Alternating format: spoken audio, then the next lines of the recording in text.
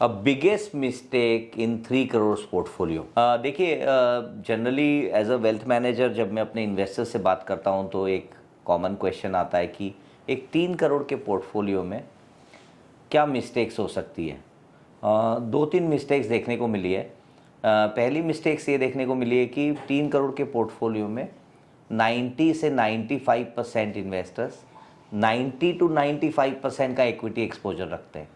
और जब इस तरह का समय आता है, जब आपने वॉर की सिचुएशन देख रहे हैं या पिछले 2 साल से अगर आप इंडियन इक्विटी मार्केट्स देख रहे हैं, तो ये इक्विटी मार्केट्स अंडर परफॉर्म कर रहे हैं and as a result of that overall portfolio उनका रिटर्न्स कम हो जाता है।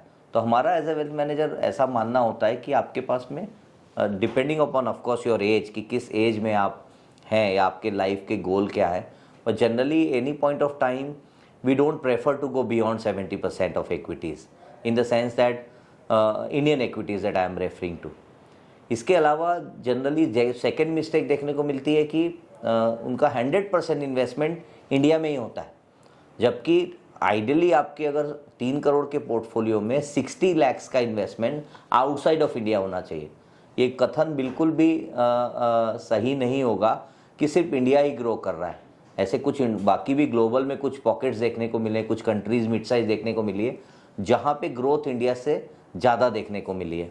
तो इस तरह से बायस्ड होके सिर्फ डोमेस्टिक इन्वेस्टमेंट में बिलीव करना, हमारा ये मानना है कि कुछ हद तक गलत हो सकता है। तो ये सेकंड मिस्टेक देखने को मिली है। थर्ड मिस्टेक ये देखने को मिली है कि पोर्टफोलियो 3 करोड़ के पोर्टफोलियो में कम से कम में 100 से 150 कंपनीज़ हैं अलग अलग, और इन्वेस्टमेंट्स जो है बहुत ज़्यादा ओवर डिवर्सिफाइड है। या कुछ पोर्टफोलियो में हमें देखने को मिला है कि 3 करोड़ के पोर्टफोलियो में 40 से 50 म्यूचुअल फंड्स हैं, अलग अलग थीम के म्यूचुअल फंड्स हैं। लेकिन जब हम पोर्टफोलियो एनालिसिस करते हैं तो हम ये देखने को मिलता है कि पोर्टफोलियो में काफ़ी ज़्यादा स्टॉक्स में डुप्लीकेशन है। तो हमें लगता है डिवर्सिफिकेशन है, बट एक्चुअली वो डुप्लीकेशन होता है।